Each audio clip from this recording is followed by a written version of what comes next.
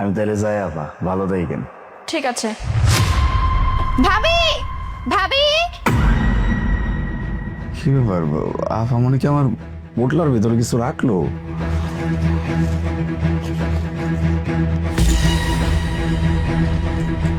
হ্যাঁ হ্যাঁ, এতগুলো টাকা আবার স্বর্ণের চেন, তাহলে কি আপা মনে আমার কোনোভাবে তাহলে কি আপা মনে আমার কোনোভাবে ফাঁসানোর চেষ্টা করতেছে?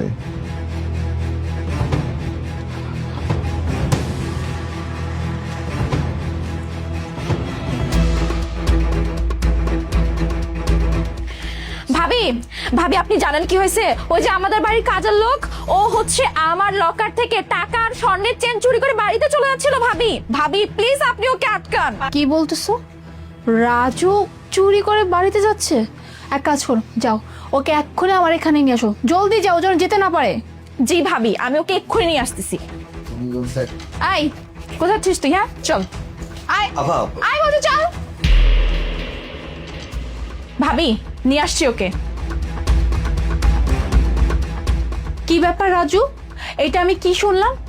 তুমি নাকি নদীর ঘর থেকে 5 লাখ টাকা আর সোনার চেন চুরি করে নাকি বাড়িতে যাচ্ছিলে? হ্যাঁ, কি দরকার ছিল চুরি করার? কেন চুরি করলো তুমি? বড় মামনি, আমি কিছু চুরি করি নাই, আমি তো চোর না। ছোট মামনি কি কইতেছে আমি তো কিছু বুঝতে পারতাছি না। আমি কি চুরি করুম? কিসের টাকা, কিসের স্বর্ণের চেন, আমি কিছু বুঝতে পারতাছি না। তাই তোর সাহস তো কম না? তুই ভাবির সামনে এসে মিথ্যা কথা বলতেছিস তাই না, যে আপা আমি তো কোনো চুরি করি না। তুই বললেই হলো। হ্যাঁ তাহলে চুরি করছিস কে? তুই অবশ্যই চুরি করছিস, বের করে দে বলে দিচ্ছি।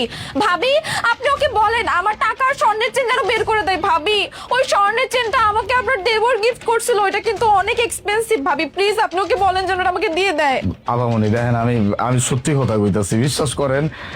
আমি কিছু চুরি করি নাই। আমি চুরি করবো কেন? আমি আপনাকে ওই জায়গায় কাম করি। আমি তো আমার মনে বাড়িতে যাইতেছিলাম। আমি চুরি করি নাই, বড় আবামনি, আমি চুরি করি নাই। তুই আবারও মিথ্যা কথা বলতেছিস? আচ্ছা ভাবি আপনি একটা কথা ভেবে দেখেন তো, আমাদের বাড়িতে আমরা আছি বা কজন? ভাইয়া আর আপনার দেবর তো সারাদিন অফিসেই থাকে, আর আছেন আপনি। আপনি কি আমার জিনিসপত্র কখনো ধরেন? আর আমি তো আর আমার জিনিসপত্র নিজে লুকিয়ে রেখে বলবো না যে ও চুরি করছে। তার মানে কে চুরি করছে? ভাবি আপনি ভেবে দেখেন, অবশ্যই ও চুরি করছে। ভাবি আপনি ওকে ভালোভাবে বলেন যে আমার টাকার চেন যেন ও দিয়ে দেয়।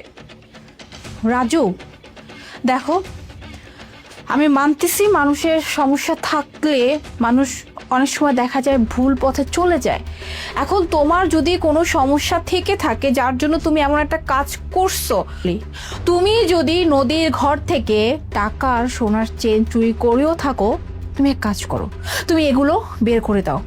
আর তোমার যদি কোনো সমস্যা থেকেও থাকে, যে সমস্যার জন্য তুমি এত বড় একটা অন্যায় কাজ করলা, তুমি আমাকে বলো, আমি সেই সমস্যার সমাধান করে দিব। এমনকি এই ব্যাপারটা আমি তোমার ভাইয়াকেও জানাবো না।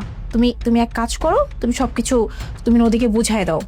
বড় মামনি, আমি কসম করে কইতাছি, আমি কিছু চুরি করি নাই। আমি কি কম দিন যাবত আপনাকে ওই জায়গায় কাম করি? কোন সেই 5-6 বছর যাবত আমি আপনাকে ওই জায়গায় কাম করতেছি। জীবনে কোনোদিন দেখছেন একটা সুতা এদিক ওইদিক হয়েছে? আমি এতগুলা টাকা কেন নিতে যাবো? কোন তো আমি কিছু চুরি করি নাই। তুই তারপরও কন্টিনিউয়াসলি মিথ্যা কথা বলেই যাচ্ছিস। হ্যাঁ ভাবি আপনি দেখছেন ওর সাহসটা কত বেশি বেড়ে গেছে। ভাবি আমরা এতদিন শুধু শুধু ওকে এত বেশি ভালোবাসছি, সেই ভালোবাসার প্রতিদান ওইভাবে দিল। ভাবি দেখতে পাচ্ছেন ও আমাদের জিনিসপত্র চুরি করে নিয়ে চলে যাচ্ছিল। ভাবি আপনি এক কাজ করেন, ওকে পুলিশের হাতে তুলে দেন। পুলিশ কেন ডাকবে না মামনি? আমি তো চুরি করি নাই। আমি তো কইতাছি, আমি তো স্বীকার যাইতাছি আমি চুরি করি নাই। দেখো রাজু, এখন কিন্তু আমার মেজাজটা প্রচুর গরম হয়ে যেতেছে। নদী এই বাড়ির বউ, আর নদী এইভাবে মিথ্যা কথা বলতে পারে না। নদী যেহেতু এত করে বলতেছে, তার মানে নিশ্চয়ই কিছু একটা করছো তুমি। এখন রাজু আমি বলি, তুমি যদি নিজে থেকে স্বীকার না করো তাহলে কিন্তু তোমার জন্য অনেক খারাপ হবে। কারণ আমি যদি আমার হইতে সবকিছু বের করতে পারি, তাহলে তোমার অবস্থা যে কি করব এটা তোমার চিন্তার বাইরে। তাই এখনো বলতেছি, সময় আছে, তুমি নদীর ঘর থেকে যা কিছু চুরি করছো সবকিছু বের করে দাও। বিশ্বাস করে না মামনি, আমি কি করলে বিশ্বাস করবেন? কোন আমি কি করব? আমি কি কইলে বিশ্বাস করবেন? আমি সত্যি চুরি করি নাই। আচ্ছা ভাবি, এখানে আমরা এত কথা কেন বলতেছি? ওই যে ওর কাছে একটা পোটলা দেখা যাচ্ছে না ভাবি, আই এম শিওর আমার টাকা আর স্বর্ণের চেন ওই পোটলার মধ্যে আছে। ভাবি আপনি এক কাজ করেন, ওর পোটলাটা চেক করেন। হ্যাঁ, তুমি ঠিক কথাই বলছো। এছাড়া আমার কাছে আর কোনো ওয়ে নেই। এতক্ষণ ভালো ভালো বলছি রাজু, বাট তুমি কথাটা শোনো নাই। এখন তোমার এই যে পোটলা, এই পোটলা আমি চেক করব, আর আমি জানি এর মধ্যেই আমি সবকিছু পেয়ে যাব। না না বড় আপামনি, আমার পোটলা চেক করবেন কেন?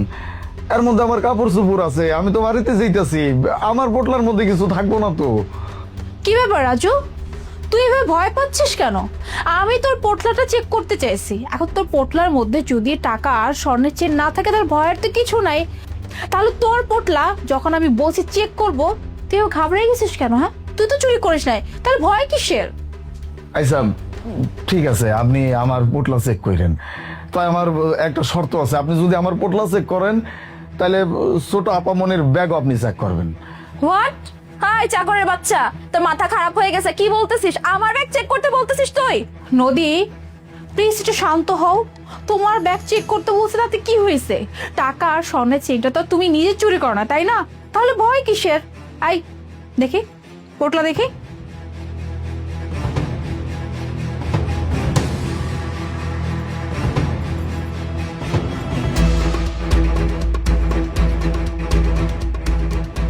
কি ব্যাপার, ওর পোটলার মধ্যে তো কাপড় ছাড়া কিছুই পেলাম না। আচ্ছা এক কাজ কর নদী, তুমি তোমার ব্যাগটা দাও। ইয়ে, আরে দেও বলছি।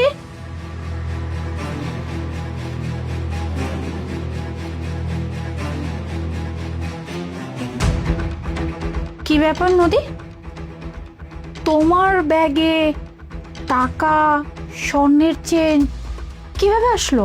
তুমি না বললা রাজু চুরি করছে? রাজু পোটলা তো কিছুই পেলাম না, অথচ তোমার ব্যাগে এগুলা? টাকার চেন আমার ব্যাগে কি করে আসলো ভাবি? আমি তো এটাই বুঝতে পারতেছি না। আরে বাবা, আমি তো নিজের হাতে ওর ব্যাগে দিছিলাম। কি কি বললো তুমি? হ্যাঁ, তুমি নিজের হাতে ওর ব্যাগে দিছো? একটু খুলে বলো তো। বড় আপামনি, আমি যখন বাড়িতে যাইতেছিলাম তখন ছোট আপামনির খালি বিদায় জানাইতে গেছি, তখন আমি গেট খোলার সময় ছোট আপামনি আমার পোটলার ভিতরে এই জিনিসগুলো রাইখা দিছিল, আমি বুঝতে পারছিলাম। পরে আমি আবার বুদ্ধি কইরা এই টাকাগুলা, স্বর্ণের চেন সব আবার ছোট আপামনির ব্যাগে ঢুকা দিছিলাম। আমি চোর না বড় আপামনি, আমি কোনোদিন চুরি করি নাই, আমি গরিব হইতে পারি কিন্তু আমি চোর না। কি ব্যাপার নদী, এটা আমি কি শুনলাম? হ্যাঁ, তুমি নিজের হাতে এই স্বর্ণের চেইনের টাকা ওর পোটলার মধ্যে দিছো? কেন কেন দিছো? আমাকে অ্যানসার দাও, কিসের জন্য করছে এই কাজ? হ্যাঁ ভাবি, আমি করছি। তো আমি আর কি করব ভাবি? যবে থেকে এই বাড়িতে আসছি তবে থেকে দেখতেছি আপনারা সবাই কাজের লোকটাকে অনেক বেশি আশকারা দেন। ওকে এত বেশি ভালোবাসেন যেন মনে হয় আমাদের বাড়ির কোনো পার্সন, কিন্তু ও তো আমাদের ফ্যামিলি মেম্বার না ভাবি। তারপর আপনারা সবাই ওকে নিয়ে অনেক বেশি আহ্লাদ করেন, এগুলো আমার একদমই সহ্য হতো না, তাই আমি জেলাসি থেকে এই কাজটা করছি। তো বড় খারাপ একটা মানুষ। হ্যাঁ, তোমাকে কত ভালো ভেবে এই বাড়ির বউ করে আনছিলাম আমার দেবরের জন্য।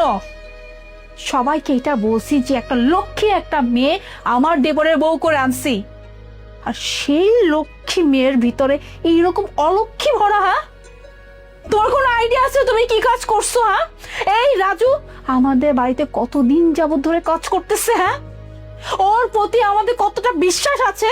আমরা না লাখ লাখ টাকা ফেলে চলে যেতাম, কারণ আমরা জানতাম এই বাসায় রাজু আছে, ও একটা জিনিস এখান থেকে ওখানে রাখবে না।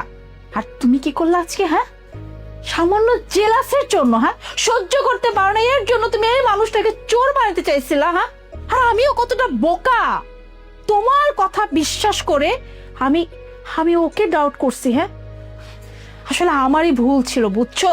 তোমার এই ভোলা ভালা চেহারাটা দেখে আমি তোমার আসল রূপটা দেখতে পাইনি। তোমার এতই যেহেতু সমস্যা ছিল রাজুকে নিয়ে, আমাকে বলতা, তোমার ভাইয়াকে বলতা, ওকে বাড়ি থেকে বের করে দিতাম, দরকার নাই নতুন কাজের লোক আনতাম। কিন্তু তুমি জাস্ট ওর উপর প্রতিশোধ নেওয়ার জন্য তুমি ওকে চোর সাব্যস্ত করতে চাইছিলে। হ্যাঁ, তুমি বুঝতে পারতেছো একটা নির্দোষ মানুষকে চোর বানালে সেই মানুষটার কতটা খারাপ লাগে? হ্যাঁ, ও এত বছর যাবত আমাদের বাড়িতে কাজ করছে, আর আজকে কি না ওকে চোর বলা হয়েছে? আসলে তোমাকে কিছু বলার নেই।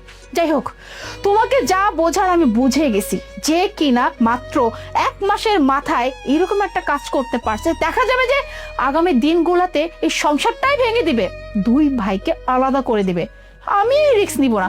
তোমার মতো মেয়েকে এই বাড়িতে আমি কোনোভাবেই রাখবো না।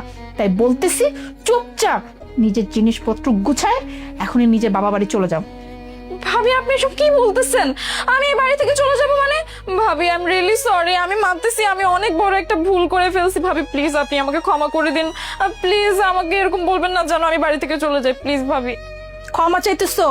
তোমার ক্ষমা তো আমার কাছে কোনোভাবেই নাই। বললাম না, তোমার মতো মেয়ে যদি এই বাড়িতে থাকে তাহলে এই সংসারটা ভেঙে যাবে, 2 ভাইয়ের সম্পর্ক নষ্ট হয়ে যাবে। আর আমি থাকতে সেটা কোনোদিনই হইতে দিব না। আর ভেবো না যে তোমার হাজবেন্ড কিছু বলবে যে আমার বউকে কেন বাড়ি থেকে বের করে দিচ্ছে, কারণ আমি যা বলবো তোমার হাজবেন্ডও বিশ্বাস করবে আর আমার হাজবেন্ডও বিশ্বাস করবে।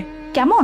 তাই ভালো ভালো বলতেছি, আমার মেজাজটা খারাপ হওয়ার আগে আর একটা থাপ্পড় খাওয়ার আগে চুপচাপ নিচে বেডরুমে যাও, বেডরুমে গিয়ে কাপড় চোপড় গুছিয়ে সোজা বাপের বাড়ি যাও। বড় আপামনি, কই কি, আমি তো বাইরের মানুষ, আমার জন্য আপনি শুধু শুধু নিজেকে ভিতরে ঝামেলা করেন না। উনি তো আমাকে ছোট সাহেবের বউ, আমাকে ছোট আপামনি, একটু ভুল বুঝাবুঝি হয়েছে, আপনি মাফ করে দেন। আমার জন্যই তো হয়েছে। আমি চলে যাই, আপনারা অন্য কোনো কামের লোক নিয়ে নিয়েন। আপনারা ভালো থাকেন, আপনারা পরিবারের সবাই মিলামিশা থাকেন। না রাজু, তুমি কোথাও যাবে না। যে যাওয়ার সে যাবে, কারণ অন্যায় তুমি করো নাই, অন্যায় করছে ও। আর অন্যায়ের মাফ আমার কাছে কোনোভাবেই নাই। আর তুমি দাঁড়ায় দাঁড়ায় কি দেখতেছো, কি ভাবছো? হ্যাঁ, আমি তোমাকে এই বাড়িতে থাকার পারমিশন দিব? কোনোভাবেই না। তুমি এখন আমার রুম থেকে বের হয়ে যাও আর নিজের জিনিসপত্র নিয়ে বাবা বাড়ি চলে যাও। রাজু, আমাকে প্লিজ মাফ করে দিস। ভুলটা আসলে আমার, যে একটা 2 দিনের মেয়ের কথা শুনে আমি তোর উপর এত বড় একটা অভিযোগ দিচ্ছি, তোকে চোর বলে সন্দেহ করছি। আমার উচিত হয় নাই। তুই প্লিজ আমাকে মাফ করে দিস। আর আজকে পর থেকে এমনটা আর কখনো হবে না। ঠিক আছে আপামনি, আমি তাহলে বাড়ি যাই।